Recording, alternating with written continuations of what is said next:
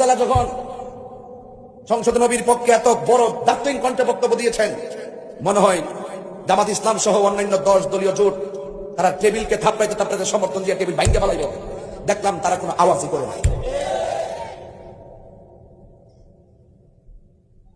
তেমন আওয়াজ কি পাইছেন আপনারা? কারণটা কি? কারণ কি? ওনারা তো যাওয়ার আগেই কইছে আমরা শরিয়া আইন চাই না। সারা জীবন কইছে আমরা খেলাফত ইসলামী রাষ্ট্র কায়েম করব, কিন্তু তারা এখন আর চায় না।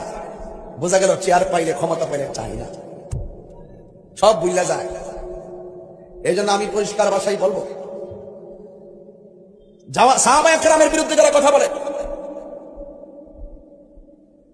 তাদেরকে জিজ্ঞাসা করার দরকার আছে।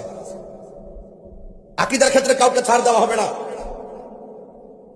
আমি আশা করি হানজালার বক্তব্যের মাধ্যমে অবশ্যই নবীর দুশমন যারা নবীর সঙ্গে গোস্তাকি করেছে, নবীর সঙ্গে বেয়াদবি করেছে, তাদেরকে অবশ্যই রেকর্ড ধরে ধরে তাদেরকে আইনের আওতায় আনতে হবে। আমরা আসি সুন্নিরা ইনশাল্লাহ। এক্ষেত্রে কে কোন দল করে আমি দেখবো না, যেই দলের হোক না কেন, নবীর পক্ষে যদি থাকে আমরা তার পক্ষে আছি। এত সুন্দর বক্তব্য শোনার পরে কেউ টেবিলে সাপোর্ট দেয় না।